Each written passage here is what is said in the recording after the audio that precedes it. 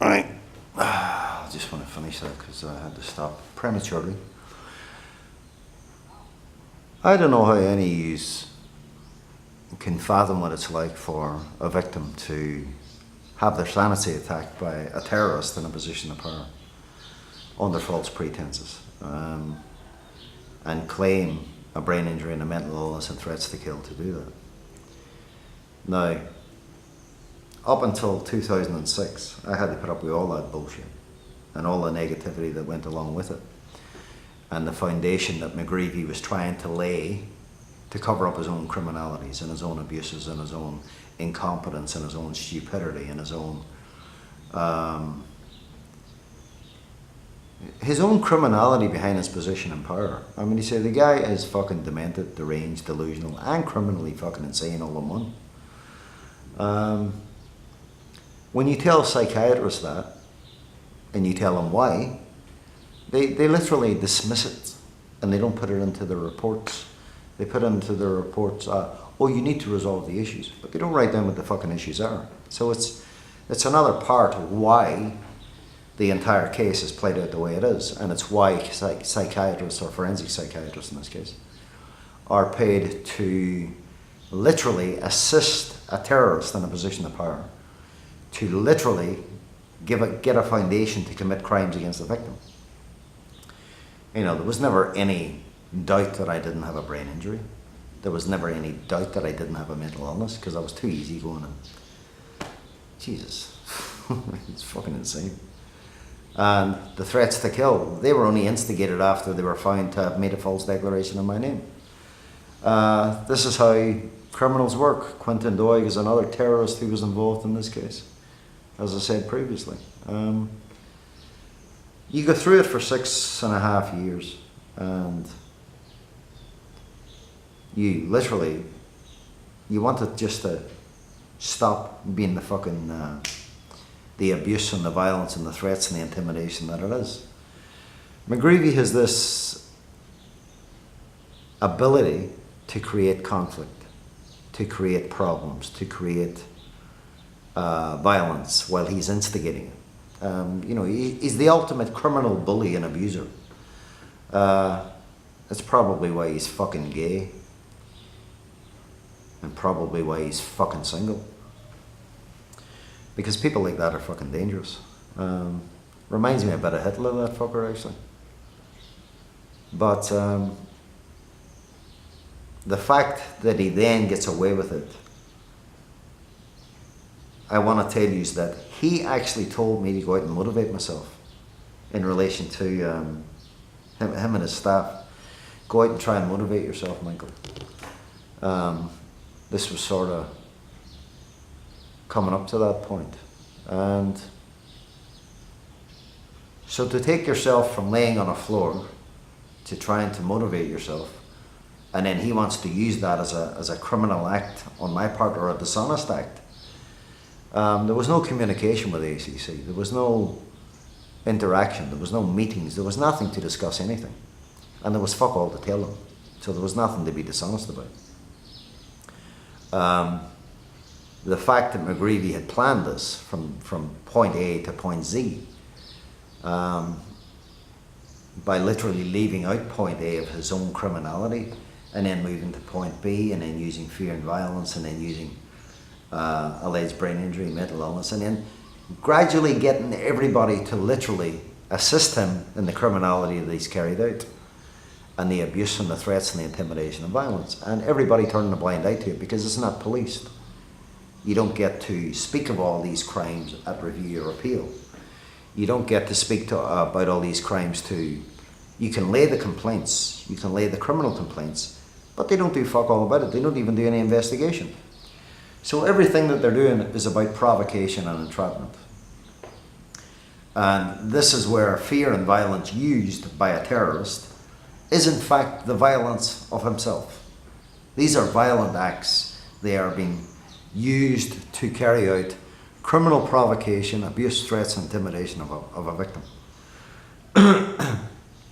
And everybody seems to think that they can continue to have ownership after they've committed the crimes, and then carry out frauds and and literally hold the victim criminally to blackmail and ransom, because the country runs its own racketeering system to where it makes millions of dollars off each of its victims whose lives they turn into prisoners, hostages and captives, criminally to blackmail and ransom.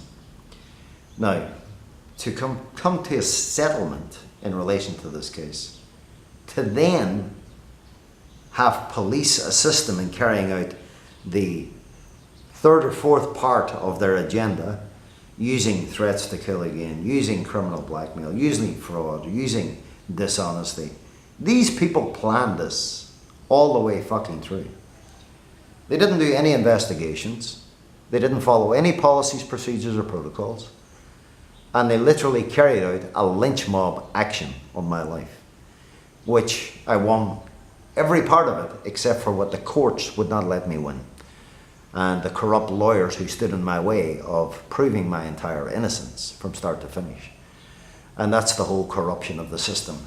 They want to keep you labelled, they want to keep you under their vigilante terrorist fucking controls, because the people running it are fucking terrorists. And you, the New Zealand people, and I'm saying this now to all the New Zealand people, it's people like you who allow them to commit these crimes, because you do not demand justice or accountability. You do not hold your MPs or your ministers or your officials criminally to account, or to account on any level. You let them commit their crimes. So you are the fraudsters on my life. You're the people supporting these criminals carry out these crimes. You're the people that are allowing them to commit these crimes.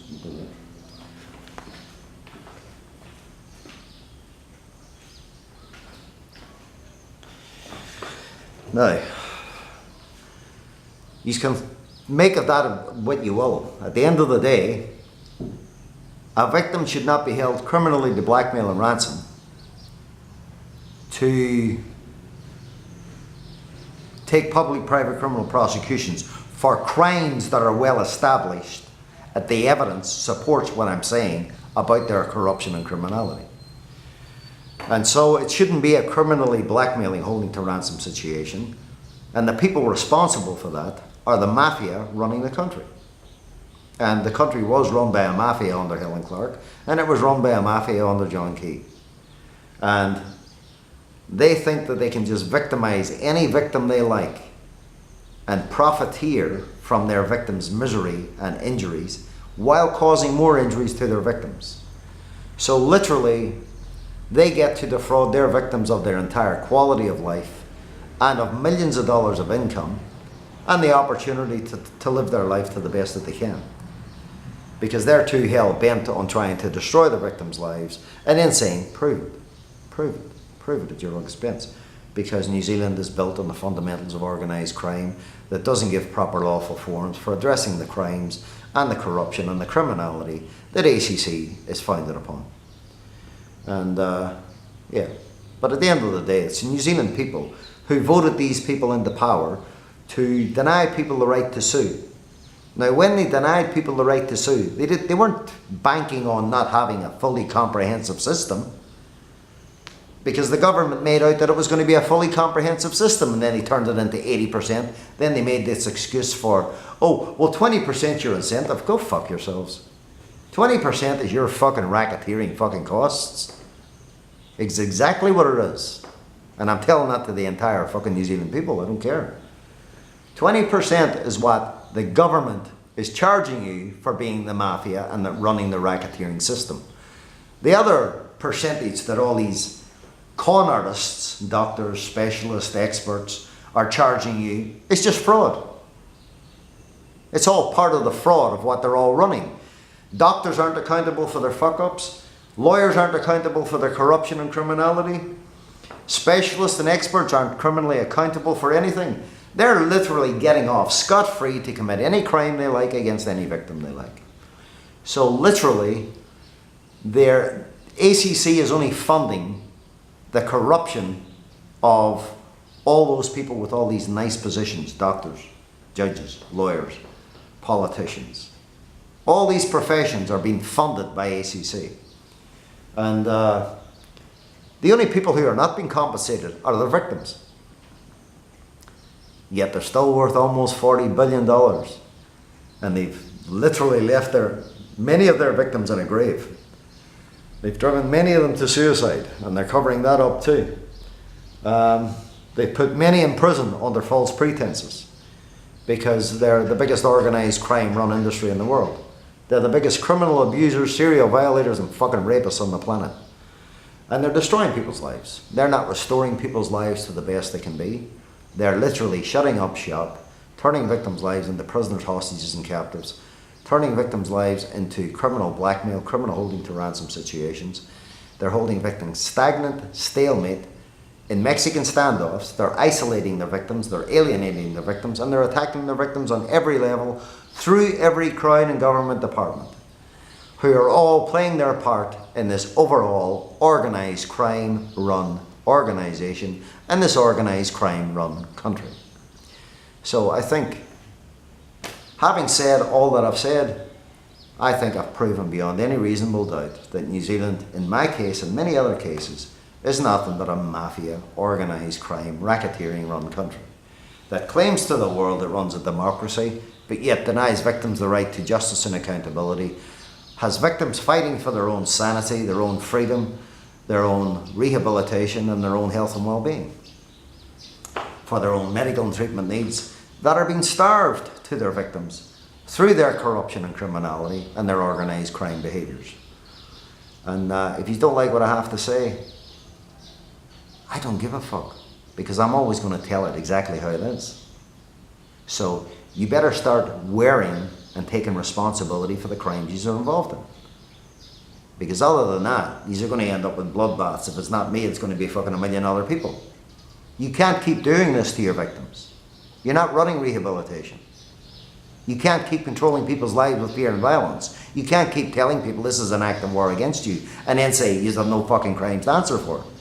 You can't hold people criminally for ransom and deny them lawful forms for putting terrorists behind bars, because that's what they are. So, anyway, on that note, I'm going to leave it at that. I'm not going to make any more videos. And if the New Zealand people want to hate me, that's fine. But I'm going to tell the truth, and the entire world is going to hear the truth. And Jacinda Ardern, in her nice speech at the United Nations, Jacinda, it was a beautiful speech, but get fucking with reality here. You can't even run it in your own country to get people around a table. You can't even run justice and accountability in your own country. You can't even look after people's rights in your own country, because it's all corrupt. Fix the fucking mess that you have in your own country. Then go to the United Nations and start bumming yourself up. Right, enough said.